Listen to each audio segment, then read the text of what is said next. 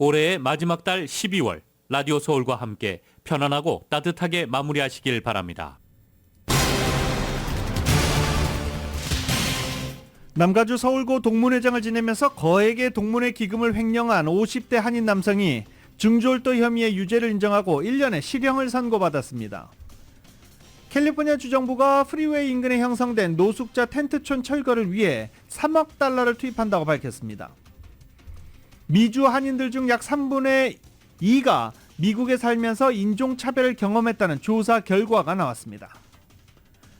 캐런 베스 LA 시장이 시장실과 시 공무원들이 지켜야 할 윤리 규정을 대폭 강화하면서 이를 총괄하는 윤리감독 담당관에 한인 루스 권 씨를 임명했습니다.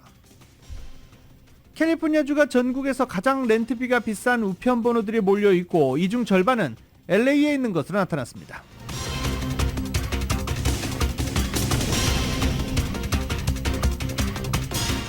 연방의회 공화당 의원들이 최근 중국에서 확산하는 호흡기 질환이 코로나 바이러스 같은 새로운 감염병이 아니냐는 의구심을 제기했습니다. 최근 여론조사에서 열세를 보이는 바이든 대통령이 공개 발언에서 바이드노믹스란 표현을 쓰지 않고 있다는 분석입니다. 트럼프 전 대통령은 공화당의 네 번째 대선 후보 토론에도 불참합니다. 대신 같은 날 플로리다에서 후원자들과 함께 송년회 밤 행사를 가질 예정입니다. 주택거래 감소세가 지속하면서 잠정주택 거래 지수가 관련 통계 집계 이래 최저치로 떨어졌습니다. 모기지 금리는 2달 만에 최저 수준으로 내려갔습니다. 재무부는 북한의 해킹 조직 김숙희와 북한 국적자 8명을 제재 대상 리스트에 추가했습니다. 이스라엘군이 임시 휴전 7일 만에 가자 지구에서 전투를 다시 시작했습니다. 하마스가 휴전 협정을 어기고 공격했다고 주장하며 전투 재개를 선언했습니다.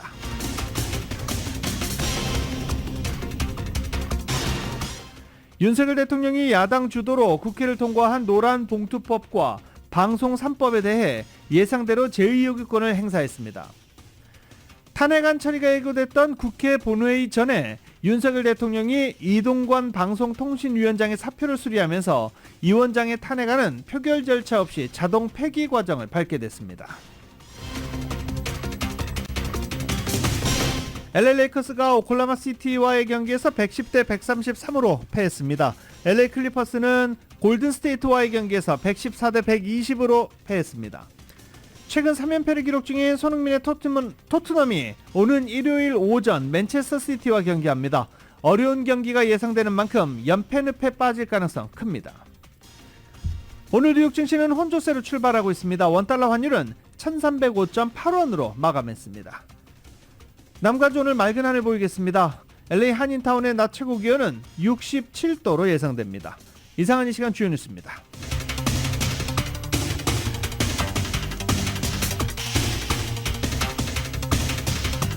이 시간 주요 뉴스는 한우리 호텔, 세계 최대 항공기 아시아나항공 A380에서 차별화된 서비스를 만나보세요.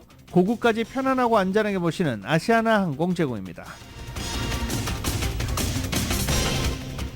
애청자 여러분 안녕하십니까, 유지승입니다. 2023년의 마지막 달 12월 1일 라디오 서울 모닝 뉴스 2부 시작하겠습니다. 네, 오늘 12월의 마지막 달입니다. 어제 11월의 마지막이다 라고 인사를 드렸어야 되는데 보통 달 말에 인사하는 거 10월이 가장 많죠. 10월의 마지막 밤이란 노래 때문에, 노래가 아니라 뭐 노래 가사 때문에 10월의 마지막 날만 되면 1년이 다 끝난 것처럼 그렇게 얘기하는 경우 상당히 많습니다. 타운과 로컬 소식으로 모닝뉴스 2부는 시작해 보겠습니다. 이 남가주 서울고 동문회장을 지내면서 거액의 동문회 기금을 횡령했던 50대 한인 남성이 어제 중절도 혐의의 유죄를 인정하고 1년의 실형을 선고받았습니다. 정윤호 기자가 보도합니다.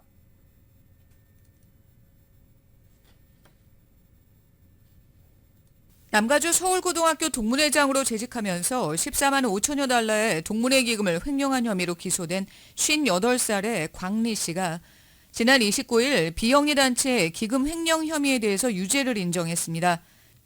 이 씨는 지난 29일 와이칼라 범죄 가중 혐의 등 3건의 중절도 혐의에 대해서 유죄를 인정했으며 판사는 이날 법정에서 이 씨에게 1년의 실형을 선고했습니다. 부에나팍 경찰서에 따르면 이 씨는 지난 2018년 남가주 서울고등학교 동문회장에 선출됐으며 이듬해인 2019년 1월 26일 1년 만기 CD에 예치돼 있던 동문회 기금 11만 달러를 인출했습니다. 이 씨는 서명을 위조해 CD를 조기 해지한 다음 동문회 기금을 인출해서 이 돈을 개인 용도로 유용했다고 경찰은 밝혔습니다. 동문회에서 이 사실이 불거지자 이 씨는 동문회 재무담당에게 동문회 기금 횡령 사실을 인정하고 3개월 내에 원금을 반납하겠다고 약속했지만 이를 지키지 않았습니다. 2020년 서울고 동문회는 이 씨를 경찰에 고발했습니다. 판사는 이 씨에게 총 14만 4,467달러를 상환하도록 명령했습니다. 이 씨는 얼바인에서 부동산 중개인으로 일해왔습니다. 라디오 서울 뉴스 정현호입니다. 인종차별 경험 있으십니까? 기분 굉장히 안 좋죠. 팬데믹 사태를 거치면서 미국 내에서 아시아계를 대상으로 한 증오범죄, 차별 행위가 기승을 부리면서 한인들 피해도 급증하고 있습니다. 미주 한인들 중 약 3명 중 2명, 3분의 2꼴로 인종차별을 경험했다는 조사 결과가 나왔습니다. 이는 미국 내 아시아계 민족별로 가장 높은 인종차별 경험 비율입니다. 한인들이 당하고 있는 인종차별은 누군가 자신을 부정적인 호칭으로 부른다거나 식당 또는 업소 등에서 차별적인 서비스를 받는 경우가 많고 또 취업이나 승진에 불이익을 받거나 이웃에게 피해를 입는 등의 경우도 있는 것으로 나타났습니다. 이 밖에 한인들이 영어를 당연히 못한다고 여기거나 공공장소에서 영어가 아닌 다른 언어를 쓴다고 비난하는 등 영원한 이방인으로 대해지는 경우가 많은 것으로 나타났습니다. 이 같은 결과는 여론조사기관 퓨 리서치 센터가 지난해 7월 5일부터 올 1월 27일까지 미국에 거주하는 한인들을 포함한 미 전국의 아시아계 주민 7천여 명을 대상으로 진행해 지난달 30일에 발표한 광범위한 설문조사에서 도출된 것입니다. 이 조사에 응한 한인 응답자는 1,146명이었습니다. 퓨 리서치 센터에 따르면 한인 중 67%가 인종차별이나 인종으로 인한 부당한 대우를 경험했다라고 밝혔습니다. 이 중 이를 자주 경험했다는 응답이 5%, 가끔 경험했다는 응답은 62%였습니다. 이 같은 답변 비율은 아시아계 인종 중 가장 높았는데 67%의 한인 다음으로는 중국계가 62%, 베트남계 57%, 필리핀계 55%, 일본계 53%, 인도계 50% 등의 순으로 나타났습니다. 아시안 전체 평균은 58%였습니다. 세대별로는 이민 1.5세에서 가장 높은 경향을 보였고 그 다음 이민 2세, 3세, 그리고 이민 1세 등의 순으로 일상에서 차별을 경험했다라고 밝힌 비율이 많았습니다. 또 일상에서 자신에게 모욕적이거나 부정적인 호칭을 쓴 적이 있냐라는 질문에 한인 44%가 그렇다고 답했습니다. 음식점의 차별 서비스도 44%였습니다. 이민자들이 가장 많은 주들 중 하나인 캘리포니아주가 오히려 타주와 비교해 영어 미숙 학생들을 위한 이중언어 교육 프로그램이 뒤처지고 있다는 진단이 나왔습니다. 교육 비영리 단체 에드소스는 더 센츄리 파운데이션의 보고서를 인용해 캘리포니아주에서 이민 자녀들을 위한 이중언어 교육 프로그램이 현저히 부족하다고 지적하고 당국이 이중언어 프로그램 확대를 위한 투자를 해야 한다고 강조했습니다. 캘리포니아주에서의 영어가 모국어가 아닌 학생들의 비율은 전체 학생의 40%에 육박합니다. 이와 같은 높은 비율에도 불구하고 2019-20 학년도에 영어 학습자 단 16.4%만이 이중언어 교육 프로그램에 등록돼 있었습니다. 이는 위스콘신주의 55.9%보다 3배 이상 낮았고 텍사스, 일리노이, 뉴저지와 비교해서도 2배 이상 낮은 수치입니다. 더 센츄리 파운데이션의 코너 윌리엄스 연구원은 학생들이 이중언어 교육을 받을 때 훗날 교육적으로 훨씬 더 긍정적인 결과를 거둔다는 게 입증됐다며 그럼에도 불구하고 캘리포니아주는 이민자 학생 규모에 비해서 이중언어 프로그램에 투자를 하지 않고 있는 것 같다라고 지적했습니다. 근데 인구 대비를 하는 것보다 프로그램 대비 뭐가 다를까요? 이민자들이 여유롭게 사는 곳 그리고 캘리포니아에서 일을 열심히 하는 것 여러 가지 변동사항 등을 대비해야 정확한 수치가 나오지 않을까 이런 생각이 들었습니다. 캐런 베스 LA 시장이 시장실과 LA시 공무원들이 지켜야 할 윤리 규정을 대폭 강화하면서 이를 총괄하는 윤리감독 담당관에 한인 법률 자문가를 임명한 것으로 확인됐습니다. 캐런 베스 시장실은 윤리 규정을 더 엄격히 강화하는 조치를 취했다고 전하면서 이를 위해 한인 루스 권 씨를 시장실 윤리 담당관으로 임명했다고 밝혔습니다. 시장실은 18년 이상의 법조계 경력을 갖고 있는 권 씨가 캐런 베스 시장의 임명을 받아 지난 5월부터 시정부 윤리 강화를 총괄하며 윤리 규정 개발을 돕고 있다고 설명했습니다. LA 시장이 이 같은 직책을 신설한 사상 처음입니다. 권 씨는 예일대에서 국제학 전공으로 학사학위를 취득했고 UC 버클리 로스쿨을 졸업한 뒤 변호사가 됐으며 연방검사를 거쳐 LA시 검사로 활약해왔던 인물입니다. LA 시장실에 따르면 윤리 규정 강화에 따라 시장실 직원들은 시장 지시사항이 아닌 외부 활동에 참여하기 전에는 적절한 양식을 사용해 서면 승인을 받아야 합니다. 캘리포니아주가 전국에서 가장 렌트비가 비싼 우편 번호들이 몰려있고 이 가운데 절반은 LA 메트로 지역의 집코드 우편 번호로 나타났습니다. 온라인 아파트 렌탈 정보 사이트 렌트합이 전국의 190만 개 렌탈 리스팅을 비교해본 결과 뉴욕시가 여전히 전국에서 렌트비가 가장 비싼 도시였습니다. 전국에서 렌트비가 가장 비싼 집코드 100개 중 39개가 뉴욕시에 몰려 있었습니다.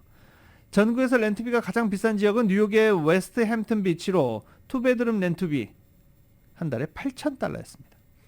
캘리포니아주에서 가장 렌트비가 비싼 지역은 산타바바라 인근의 몬테시토 지역으로 투베드룸 아파트 렌트비가 한 달에 $10,000.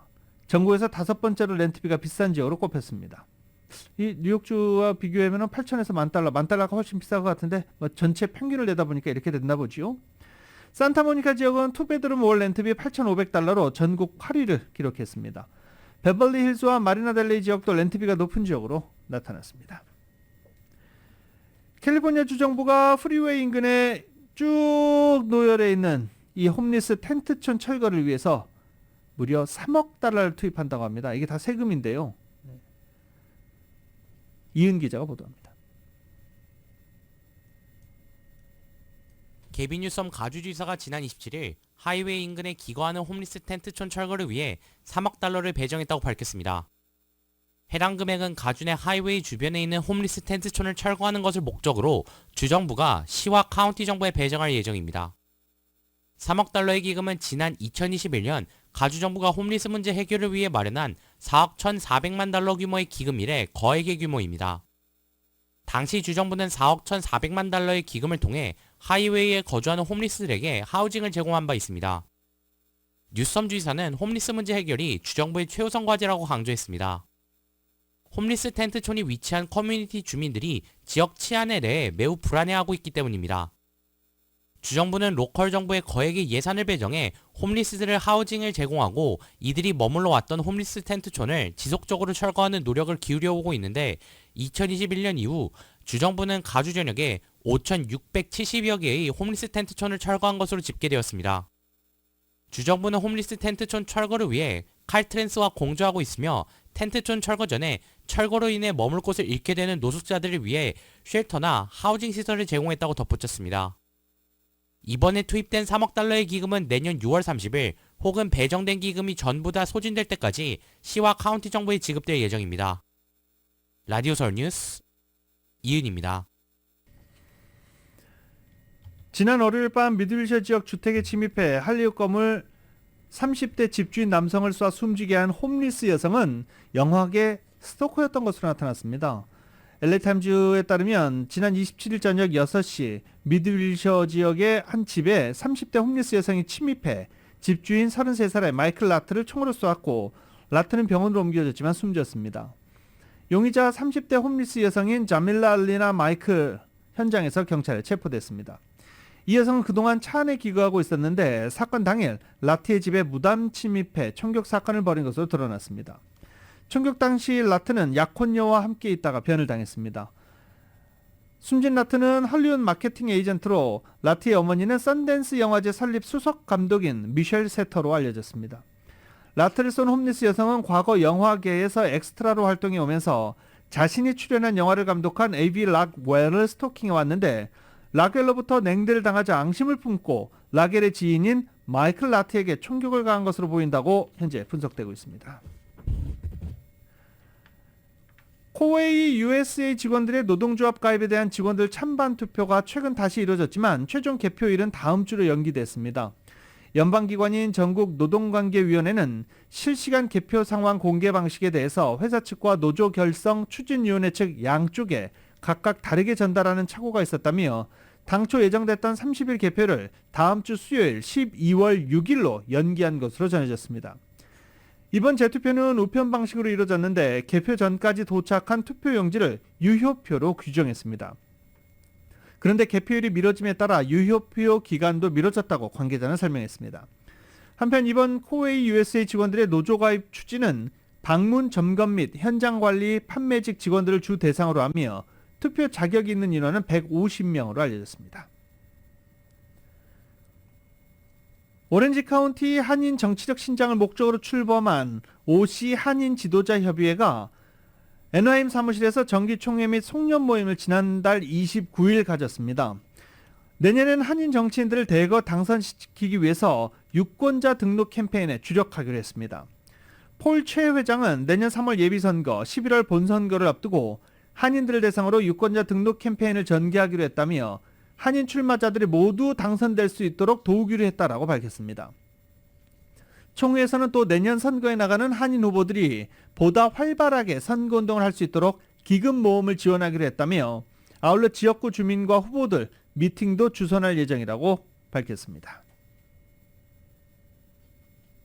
가수 이무진 좋아하시나요? 네, 좋아하시는 분들 상당히 많으시죠.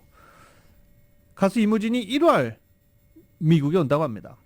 1월 27일 아직 시간이 좀 있는데요. 토요일 저녁 6시 패창가 리조트 카지노의 최신 대형 공연장 패창가 서밋에서 단독 콘서트를 한다고 합니다.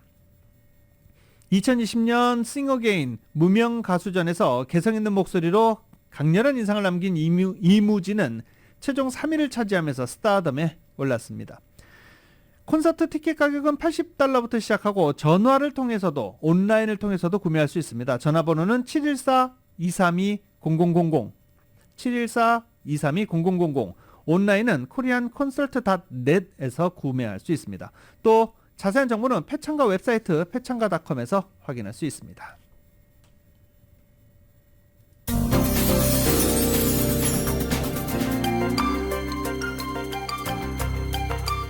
자, 그 외 타운 단신 소식들, 짧은 소식들 몇 가지 정리하고 이어가겠습니다. 이 놀스 헐리우드에서 도끼를 든 남성이 경찰 총격에 의해 사살됐습니다.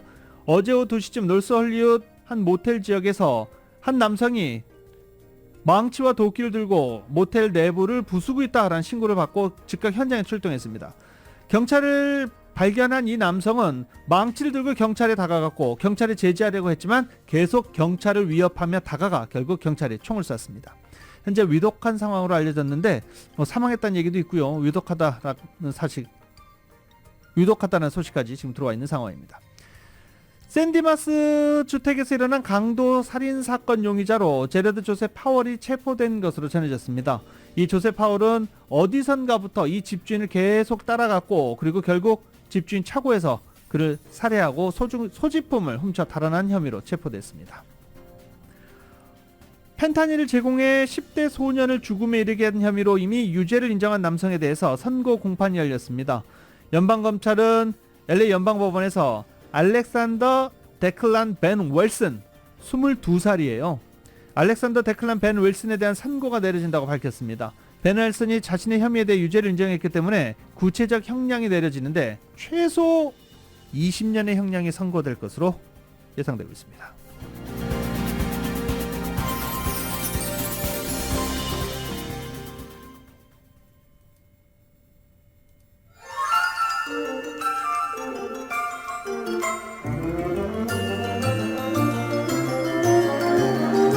It's beginning to look a lot like Christmas everywhere you go. 12월입니다. 네. 크리스마스죠. Listening once again with can 12월 크리스마스도 다가오고 연말 날씨라 그런가요? 쌀쌀한 날씨 계속 이어졌었습니다. 오늘도 이어집니다.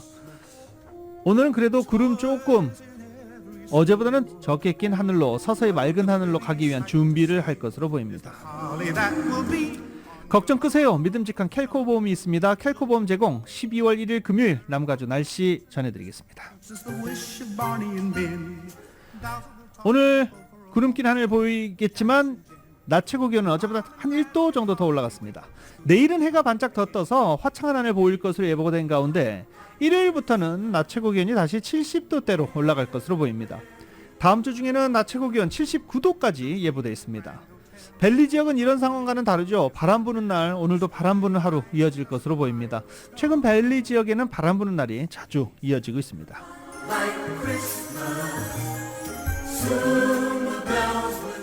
LA 한인타운 오늘 낮 최고 기온은 68도, 밤 최저 기온은 46도. 오렌지 카운티 지역은 낮 최고 기온 70도, 밤 최저 기온 48도. 벨리와 인랜드 엠파이어 지역은 낮 최고 기온 67도, 밤 최저 기온 47도.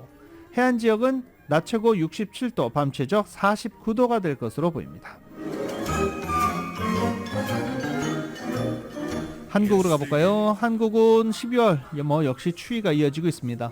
평년 때보다 더 낮은 기온 보이고 있다라고 알려지고 있습니다. 한국은 전국이 대체로 쌀쌀하고 춥다라고 합니다. 서울의 오늘 아침 최저 기온은 21도, 낮 최고 기온은 44도로 예보되고 있습니다.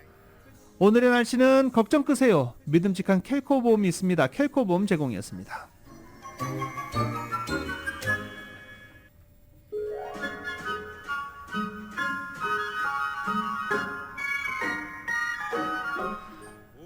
라디오 서울 모닝뉴스 2부는 1250만 불 교통사고 최고보상 교통사고 전문 천재 변호사 리차드 호프만, 또 하나의 새로운 문이 열렸습니다. 한인은행 최초로 라스베가스에 진출한 오픈뱅크, 총 20억 달러의 승소, 크고 작은 교통사고와 상해 브라이언 타필라와 시질러, 한인타운의 중심 올림픽가에서 한인금융의 새로운 역사가 시작됩니다.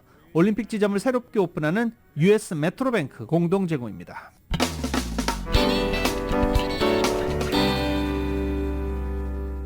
주말에 또 어디 여행 가시거나 아니면 이번 주말에 좀 푹 쉬자, 추수감사 힘들었다 하시는 분들도 계실 테고 각양각색이실 것 같습니다. 이번 주말에 이동하시는 분들은 더 좋습니다. 가솔린 가격 더 내려갔습니다. 오늘 LA 카운티 가솔린 평균 가격 갤런당 4달러 94.1센트를 기록한 것으로 나타났습니다. 지난 일주일 동안 8.4센트 하락했습니다. 이렇게 쭉쭉 내려가서 3달러대까지 가보자. 네. LA 카운티 가솔린 가격은 6달러 49.4센트, 절정을 이뤘을 때였던 지난해 10월에 비교하면 1달러 50센트 정도, 55센트 정도 떨어진 것입니다. 오렌지 카운티 오늘 가솔린 평균 가격 1.2센트가 내려가 갤런당 4달러 79.4센트를 기록하고 있습니다. 남가주 자동차협회는 앞으로도 가솔린 가격 하락세가 당분간 계속 이어질 것이다 라는 예측을 나눴는데, 이 예측이 과연 계속 이어질 수 있을까요? 네. 왜냐하면 오펙이 감산했습니다. 석유 생산량을 감산하기로 했기 때문에 지금 앞으로의 상황, 국제유가 상황을 좀 지켜봐야 될 것 같습니다. 내년 중동 지역의 여러 위험 요소들로 인해서 원유 가격이 배럴당 100달러까지 오를 수 있을 것으로 지금 골드만삭스가 어제 예측했기 때문입니다. 비즈니스 인사이드에 따르면 골드만삭스는 최근 보고서에서 국제유가가 배럴당 100달러 수준까지 오를 것이다 라고 전망했습니다. 브렌트유가 배럴당 84달러에서 거래된 것을 감안하면 내년 유가 19%가 더 오를 수 있다는 뜻입니다. 골드만삭스 전략가들은 석유 수출국 기구 오펙의 생산 정책과 지침이 2024년 유가 핵심 요소가 될 것이라며 중동 지역의 분쟁이 격화하면 공급은 악화할 수밖에 없다라고 지적했습니다. 하지만 이런 영향은 또 제한적일 것이다라는 분석도 나와요. 미국의 스태그플레이션 위기를 촉발했던 1970년이나 80년대에 비해서는 중동의 석유 공급 비중이 작아졌기 때문입니다. 당시 오펙의 전 세계 원유 공급 비중은 55%였지만 지금은 35%입니다. 미국 기업들의 내년에 기준금리 인하를 기대하는 대신 시장 환경을 활용해 만기가 몇 년 남은 부채에 대해서 재융제에 나서고 있다라고 로이터 통신이 보도했습니다.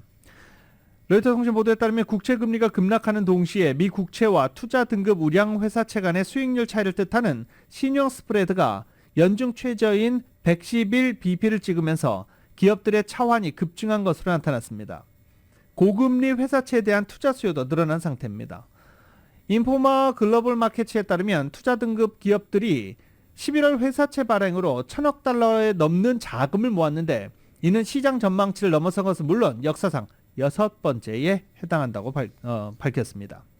또 신용 스프레드에 아직 침체 위험이 완전히 반영되지 않았다는 견해, 내년에 기준금리가 내려가도 신용 스프레드 확대로 기업들의 총자금 조달 비용은 올라갈 수 있다는 관측도 나오고 있습니다. 혹시 이 차 보셨습니까? 테슬라 트럭. 저는 봤습니다. 네. 거리에 몇 대? 한 대 정도 본 것 같은데요. 거리에 돌아다니더라고요. 이 테슬라가 전기 픽업 트럭, 사이버 트럭을 고객에게 인도하면서 본격적인 판매가 시작됐습니다. 판매 가격이요? 69,990달러입니다. 내년부터 인도되는 4륜구동 모델과 가장 고급 모델인 사이버 비스트 시작 가격은 79,000달러, 99,000달러 수준입니다. SUV 가격도 그 정도 하잖아요. 네. 테슬라가 2019년 11월 시제품을 처음 공개하면서 제시했던 가격에 비하면 약 50% 정도 더 높아진 건데, 이를 의식하듯 일론 머스크는 시제품 공개 후 4년 만에 처음으로 차량을 인도하는 행사에서 가격은 언급하지 않았습니다. 참 희한하게 생겼어요. 과연 어떤 반응을 불러일으킬지 이거 테슬라의 사이버 트럭은 지켜봐야 될 것 같습니다.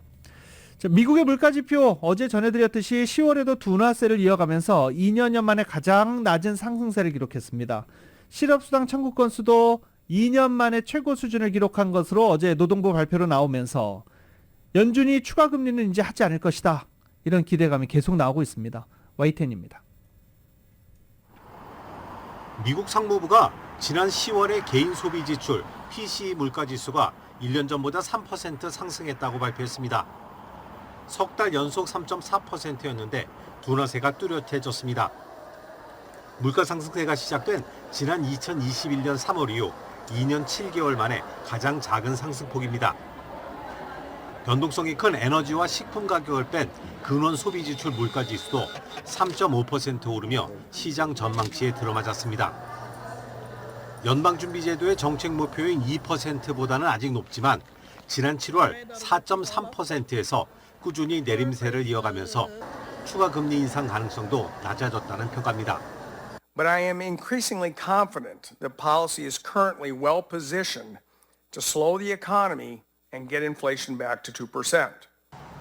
미국 노동부가 집계한 지난주 신규 실업수당 청구 건수는 한 주 전보다 7천 건 늘어난 21만 8천 건이었습니다. 특히 2주 이상 실업수당을 신청하는 계속 실업수당 청구 건수가 한 주 전보다 8만 6천 건 많은 192만 7천 건으로 2021년 11월 이후 2년 만에 가장 많았습니다. 해고된 노동자가 새 일자리를 찾기 힘들어지고 있다는 얘기여서 역시 물가 상승세가 둔화했다는 것을 보여주고 있습니다. 이처럼 여러 지표들이 하나같이 인플레이션 둔화세를 나타내면서 추가 금리 인상 전망은 거의 사라졌다는 평가입니다. 내년 봄부터는 금리 인하가 시작될 수도 있다는 기대감이 확산하는 가운데 올해 마지막으로 금리를 결정하는 연준회의는 현지 시각으로 오는 13일에 열립니다. YTN 기정훈입니다. 주택거래 감소세가 지속하면서 잠정주택 거래지수가 관련 통계 집계 이래 최저 수준으로 떨어졌습니다. 전미 부동산 중개인협회에 따르면 미국 잠정주택 매매지수 지난 10월 전월 대비 1.5% 하락했다라고 발표했습니다. 전년 동월 대비로는 8.5%가 감소한 것입니다. 이 같은 수치는 2001년 관련 통계 집계 이래 가장 낮은 수준입니다. 주택시장이 얼어붙었던 글로벌 금융위기 직후보다 거래량이 더 적습니다. 금리가 높기 때문이죠. 네, 누구나 해석할 수 있는 부분입니다. 이런 가운데 모기지 금리가 5주 연속 하락해 2달여 만에 최저 수준으로 떨어졌습니다. 프레디맥이 금융기관들을 대상으로 설문조사한 바에 따르면 30년 만기 모기지 평균 금리 7.22%로 나타났습니다. 일주일 전에 7.29%에서 하락한 것입니다. 15년 만기 모기지 평균 금리도 전주 연 6.67%에서 이번 주 연 6.56%로 떨어졌습니다. 이 역시 1년 전의 평균 금리 5.67%에 비해서는 그래도 여전히 높은 수준입니다.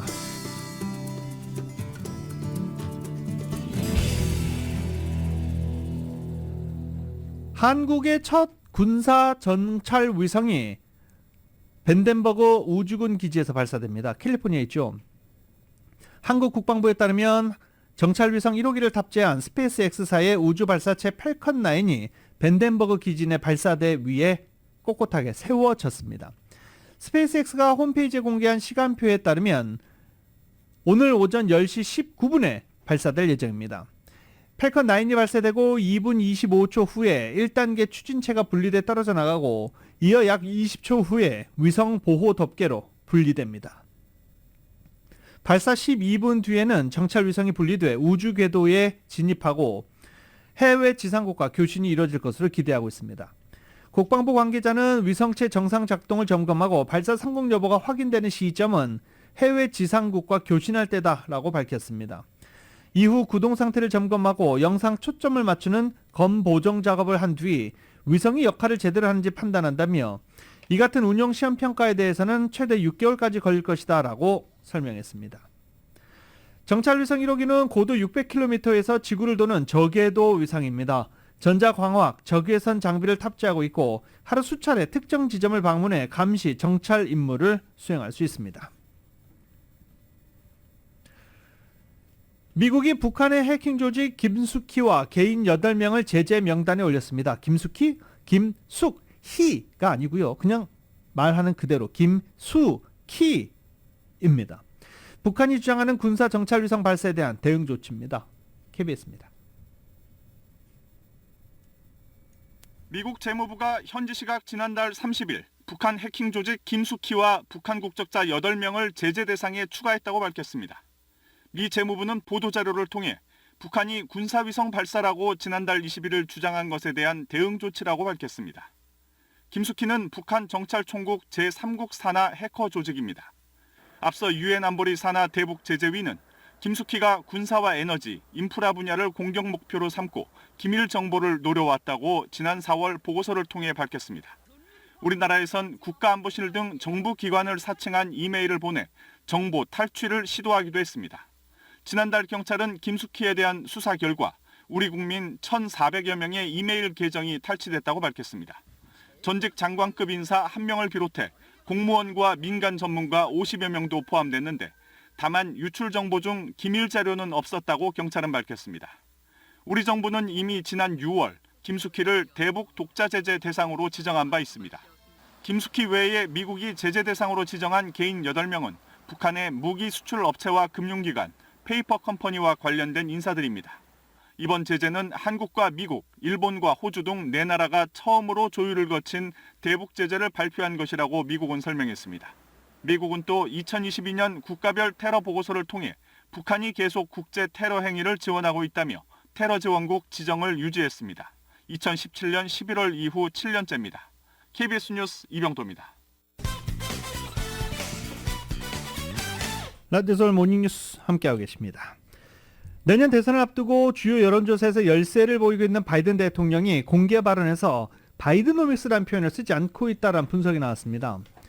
이런 변화는 인플레이션 등 경제 상황에 대한 국민적 불만으로 바이든 정부의 경제 성과를 홍보하는 재선 전략이 먹히지 않고 있다라는 평가와 맞물려 있다라는 지적입니다. 바이드노믹스는 방송에서 처음 나온 이야기인데 바이든 대통령이 선거 캠페인 측에서 재선 캠페인 때 이 말을 사용하면서 활약이 됐지만 소비자들이, 유권자들이 물가가 나아지고 있다, 인플레이션이 좋아지고 있다, 이걸 체감하지 못하잖아요. 그래서 바이드노믹스가 효과를 보지 못하는 것으로 지금 일단은 캠페인 측은 해석하고 있습니다.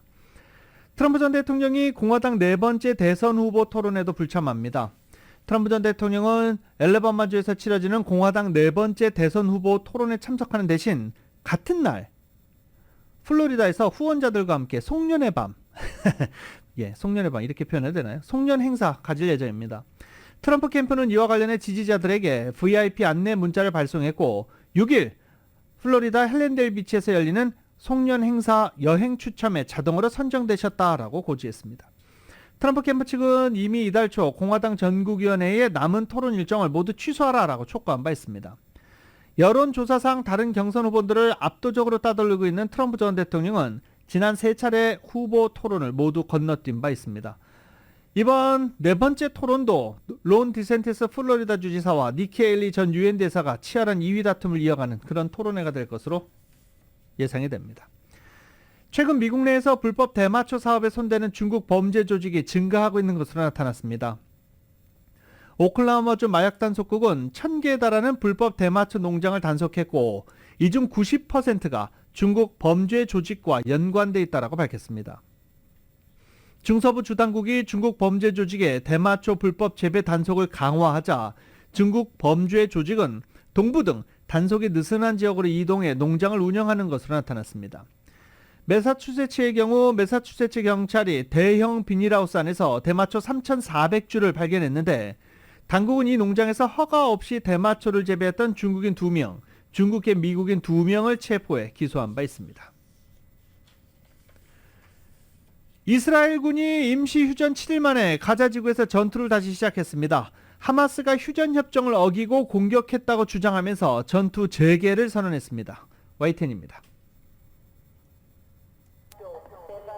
이스라엘 남부 새벽에 공습 경고 사이렌이 몇 차례 반복됩니다. 그리고는 어두운 하늘에서 섬광이 번쩍이더니 발사체가 추락합니다. 이스라엘군은 휴전 종료 시간인 현지 시간 1일 오전 7시보다 1시간 전에 가자 지구에서 로켓이 발사돼 이를 요격시켰다고 말했습니다. 그러면서 하마스가 휴전을 어기고 이스라엘 영토로 발포했다며 가자 지구 하마스 테러 조직에 대한 전투 재개를 선언했습니다. 날이 밝아서도 전투로 연기가 치솟고 있습니다. 임시휴전 7일, 전쟁 발발 55일 만에 참혹한 전투가 다시 시작됐습니다. 이스라엘군은 전투기를 추격시켜 가자지구 하마스 목표물을 폭격하고 있다고 밝혔습니다. 가자지구 북부뿐 아니라 남북 한 유니스와 이집트 접경 라파 등지도 공격하고 있는 것으로 전해졌습니다. 앞서 이스라엘과 하마스는 하마스에 붙잡힌 인질과 이스라엘에 수감된 팔레스타인인 교환 조건에 합의하며 나흘간의 휴전을 시작해 2차례 연장했습니다. 그동안 하마스가 석방한 인질은 모두 105명이고 이스라엘이 풀어준 팔레스타인인 수감자는 240명입니다. 아랍권 알자지라 방송은 이집트 등 중재국들이 휴전 연장을 위해 여전히 노력하고 있다고 전했습니다. YTN 이종수입니다.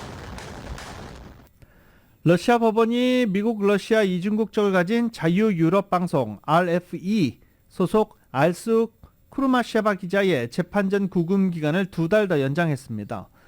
RFE에 따르면 러시아 타타르스탄 공화국 수도 카잔의 소비에스키 지방법원은 쿠르마셰바 기자의 구금 기한을 연장한다라고 결정한 것입니다. 러시아 당국은 지난 10월 외국 대리인으로 등록하지 않고 활동한 혐의로 그를 기소한 바 있습니다. 지난 5월 20일 가족의 긴급 상황을 처리하기 위해 러시아에 입국한 쿠르마셰바 기자는 귀국 비행기를 기다리던 중 붙잡혔고 미국과 러시아 여권 2개를 모두 압수당했습니다. 그는 러시아 정부와 갈등을 빚는 소수민족 타타르족 문제 등을 취재했던 것으로 알려졌습니다. 세계 곳곳이 이례적인 기후변화로 고통을 받고 있죠. 이를 극복하기 위해서 전 세계가 머리를 맞대고 고민하는 자리, UN 기후협약 당사국 총회가 시작이 됐습니다. 바이든 대통령 가네 마네 말도 많았는데 안 가는 걸로 결정을 했죠. 카말라 해리스 부통령도 가지 않는 것으로 결정을 했습니다. 그래도 UN 기후협약 당사국 총회는 시작이 됐습니다. 기후 평균 기온 상승을 2100년까지 1.5도 이내로 억제하기 위한 노력 등 다양한 논의가 이뤄질 것으로 보입니다.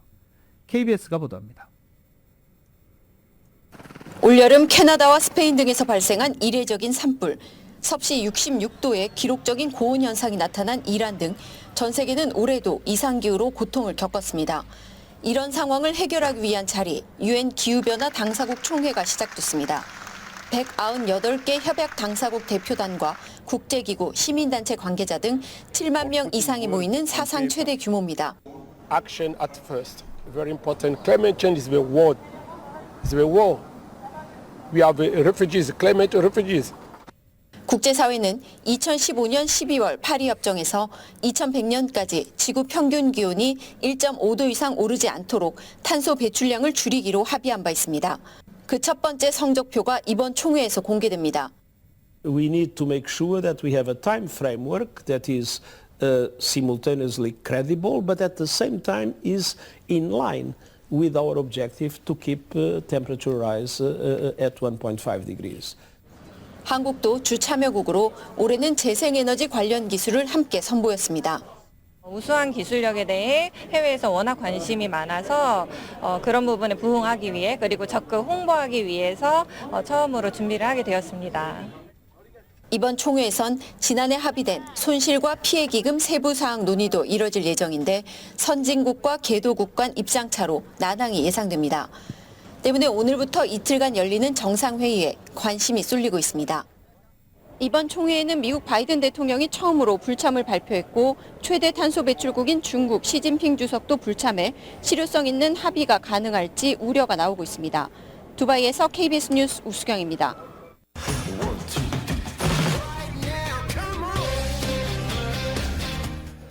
라디오설 모닝뉴스 스포츠 소식입니다. 스포츠 소식은 전문가가 추천하는 이민법과 가정법 전문 제인정 종합법률사무소 제공입니다.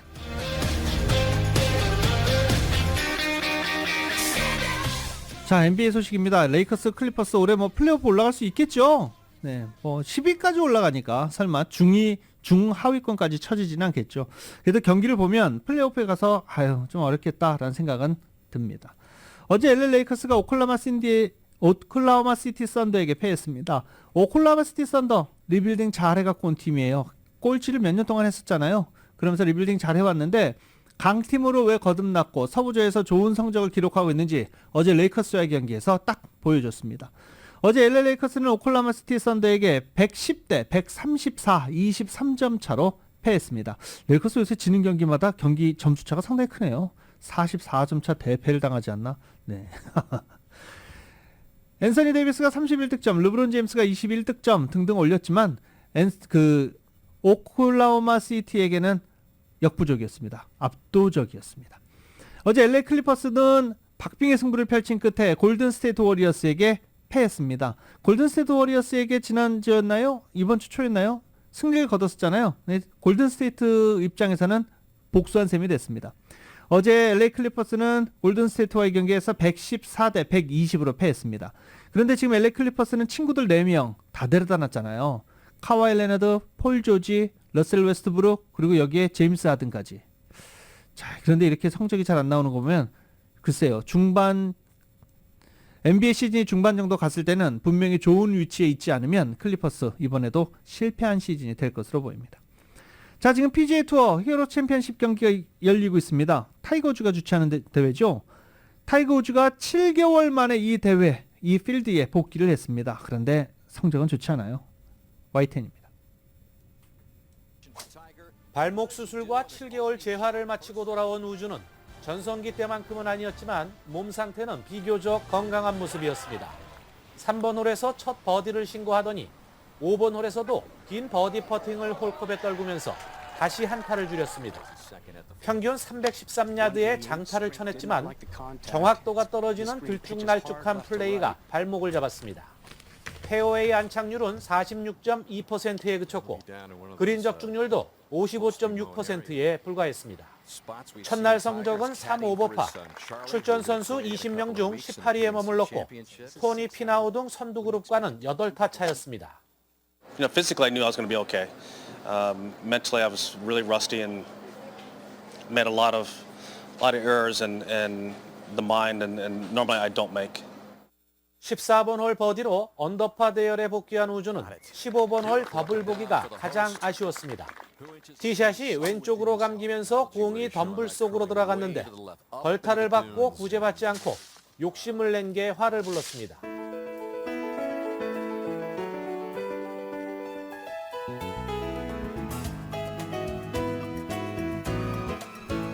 12월 1일 2023년 마지막 달입니다.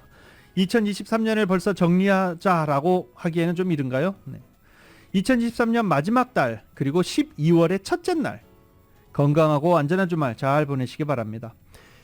2023년 12월 1일에 전해드린 라디오설 모닝뉴스 여기서 마치겠습니다. 지금까지 진행의 유지승이었습니다. 즐겁고 건강하고 행복한 주말 보내시기 바랍니다. 저는 다음 주에 다시 오겠습니다.